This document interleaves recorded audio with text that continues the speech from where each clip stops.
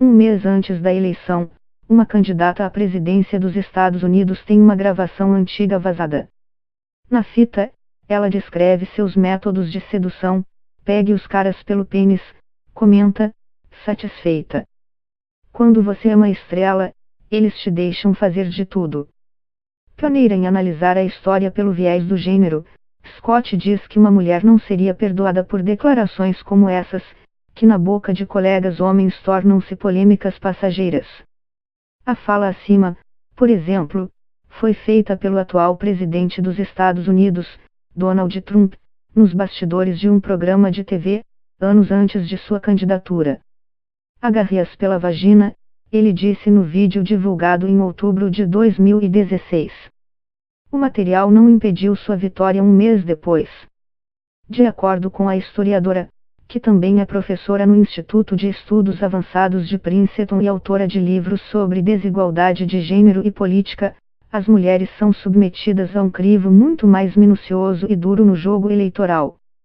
Para participar dele, explica, precisam alcançar um equilíbrio difícil entre força e feminilidade, não devem parecer muito agressivas e, portanto, masculinas, nem muito sensíveis e, logo, frágeis. Você não consegue imaginar uma figura como Hillary Clinton dizendo o mesmo tipo de coisas loucas que Trump diz, insultando pessoas. Ela seria desconsiderada como uma mulher histérica. Mas é justamente a brutalidade e vulgaridade de figuras como Trump e Bolsonaro, continua Scott, que atraem os eleitores em tempos de crise. Segundo ela, busca-se na masculinidade excepcional exibida por esses líderes a solução de todos os problemas, como um pai que salvará o país do caos. E eles precisam colocar as mulheres em seu lugar para poder fazer isso, o que torna difícil para elas encontrar uma posição que exerça a mesma atração. Soma-se a isso o entendimento de que liderança é uma característica masculina, homens seriam poderosos, governantes natos, já às mulheres restaria o papel de destinatários de seu amor e proteção. Joan Scott há um estereótipo de gênero, no qual os homens são os líderes, os governantes, e as figuras poderosas, e as mulheres são os destinatários passivos de sua proteção, amor ou de qualquer coisa que seja.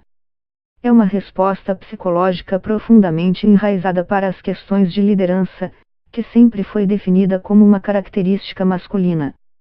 E apesar de termos tido mulheres líderes, como Angela Merkel, Margaret Thatcher e Indira Gandhi, primeira-ministra da Índia de 1966 a 1977, a habilidade de exercer um poder extraordinário é ainda entendida como um traço de masculinidade, particularmente uma masculinidade excepcional mais forte e poderosa.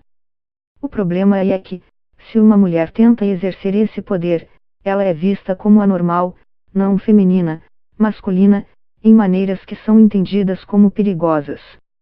Porque a outra coisa que esses caras fazem é apelar para noções tradicionais de masculinidade e feminilidade. Então, Bolsonaro fala para vocês que mulheres devem cuidar da casa. Na Turquia, o presidente Recep Tayyip Erdogan diz que o papel principal da mulher é ter filhos, para salvar nosso futuro. Trump pensa nas mulheres como objetos de satisfação sexual? O que quer que nós sejamos, nos apresentar como poderosas é considerado anormal. Joan Scott. A coisa é interessante agora nos Estados Unidos é a forma como Nancy Pelosi, congressista democrata e presidente da Câmara dos Representantes dos EUA, está se recusando a deixar Trump colocá-la nessa posição. Muitas pessoas vão te dizer que a odeiam, porque querem retratá-la como anormal. Como o que fizeram na semana passada, quando divulgaram um vídeo dela em câmera lenta para que parecesse bêbada. Isso é uma tentativa de mostrar que há algo errado, que ela não pode ser tão poderosa como parece ou capaz de resistir às ações de Trump. E Nancy diz o que pensa, ele, o presidente, precisa ser interditado. Todas essas coisas são verdade, mas o fato de ela falar isso e ser considerada uma figura política poderosa está chateando Trump, está enlouquecendo-o. O interessante é que ela usa vestidos, sempre se apresenta como uma mulher. Ela é uma mãe, uma avó e vai te dizer isso 1 milhão de vezes. Então ela está insistindo em sua feminilidade normal, mesmo que exerça um poder extraordinário. O que eles procuram, esses caras, é sua masculinidade excepcional como solução para todos os nossos problemas. E eles precisam colocar as mulheres em seu lugar para fazer isso, o que torna difícil para elas encontrar uma posição, em contraponto a essas ideias, que exerça a mesma atração. As pessoas que respondem a Trump estão procurando exatamente por aquele tipo de figura paterna que tome conta de tudo. E a pergunta é: há uma mulher que possa fazer isso? Não sei o que seria necessário ou como funcionaria. Joan Scott sim, e esse é o problema.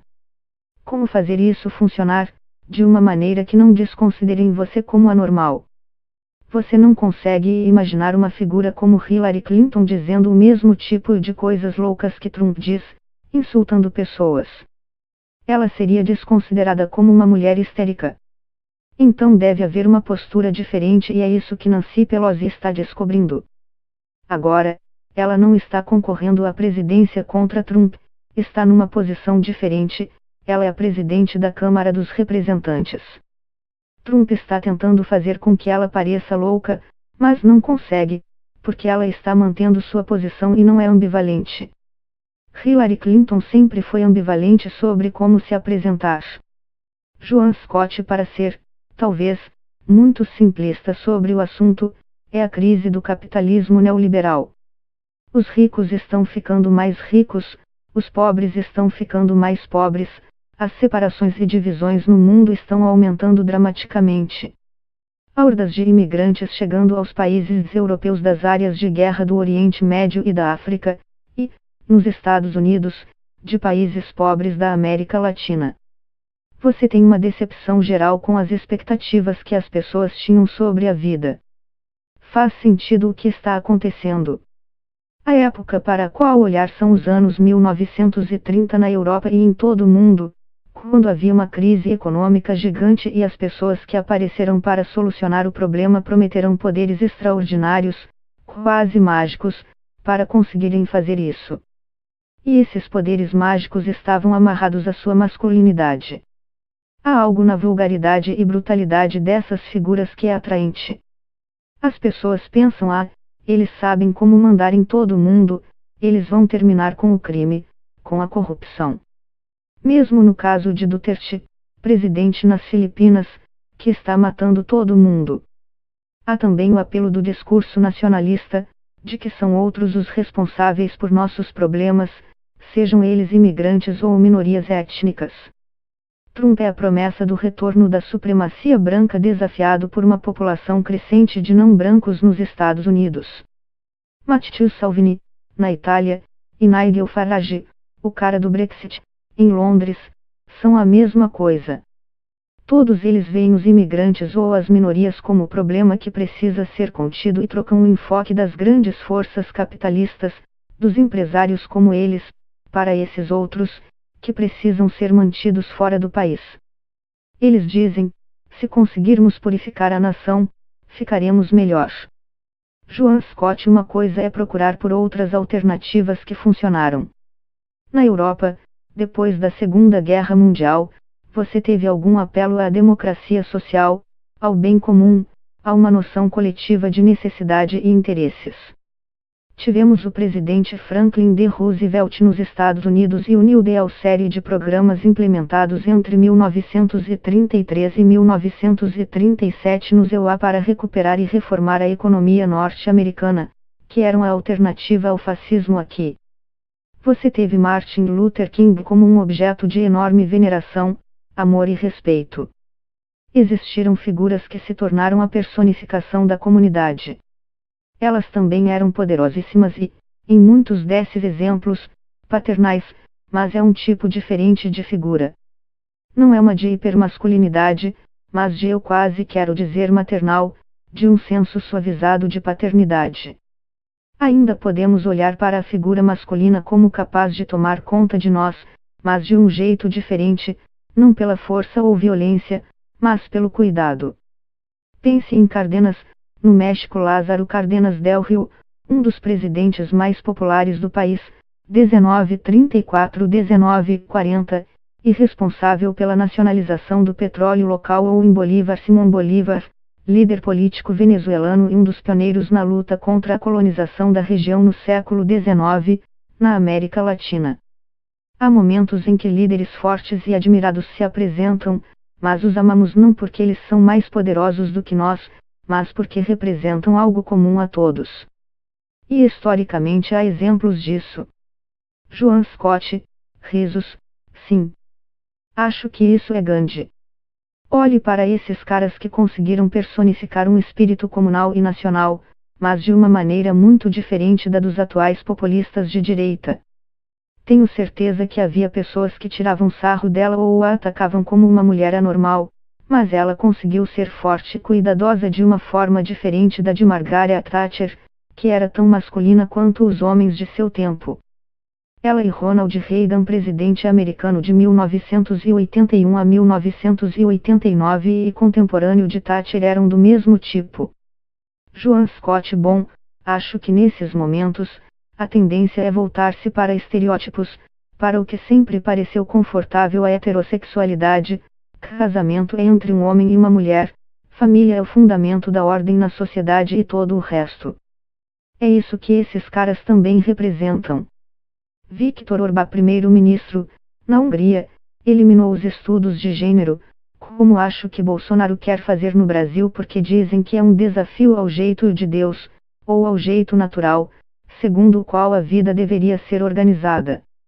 Nesses momentos de crise, as pessoas olham para os velhos jeitos de fazer as coisas, para o que sempre acreditaram, para o que foram criados a ver como mais seguro do que os desafios oferecidos pelo casamento gay e formas alternativas de sexualidade. O mundo agora está dividido entre as pessoas que pensam dessas novas maneiras e pessoas que querem se segurar aos velhos jeitos. E esses autoritários apelam para os velhos jeitos e tentam forçá-los sobre o resto de nós. Uma outra pergunta para a qual não tenho resposta é: o que pode emergir do lado das novas formas de pensar sobre gênero, como uma solução para essas crises? Porque estamos falando da política que migrou à direita, mas há uma população substancial, metade do mundo, provavelmente, e mais do que metade dos Estados Unidos, que não acredita nessas ideias. Uma parte da população que não elegeu Trump e faria qualquer coisa para encontrar uma alternativa. E a pergunta é: por que não estamos recebendo uma outra política vindo desse lado? O que aconteceu com a esquerda? Como ela perdeu sua conexão com a maneira como o mundo estava mudando? Joan Scott, não, acho que é especialmente em momentos de crise. Quando as coisas estão incertas, ninguém sabe o que vai acontecer e todas as formas como achamos que a vida deveria ser organizada parecem estar caindo aos pedaços. A crise traz a necessidade dessa figura. Joan Scott, acho que sim.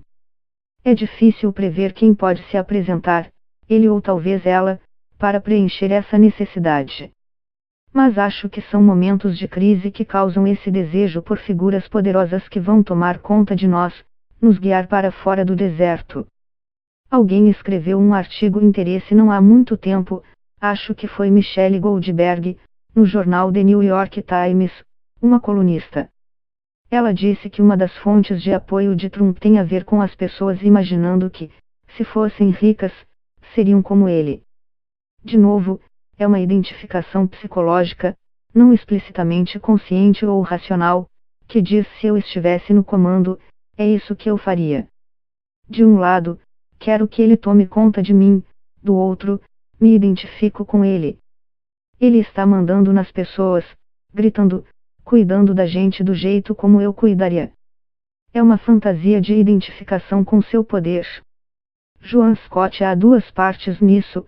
Uma é a mulher descobrir como se apresentar como ela mesma, a outra é saber como resistir aos ataques. E essas duas coisas precisam andar juntas.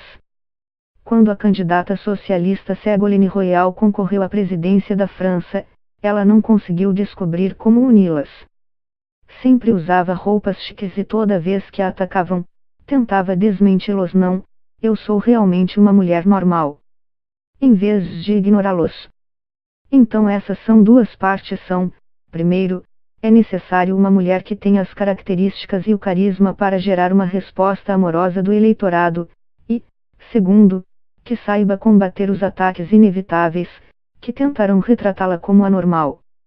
Ou ela será retratada como muito feminina, porque mulheres não conseguem liderar, ou como muito masculina, logo, perigosamente desconectada com o que significa ser americano ou brasileiro.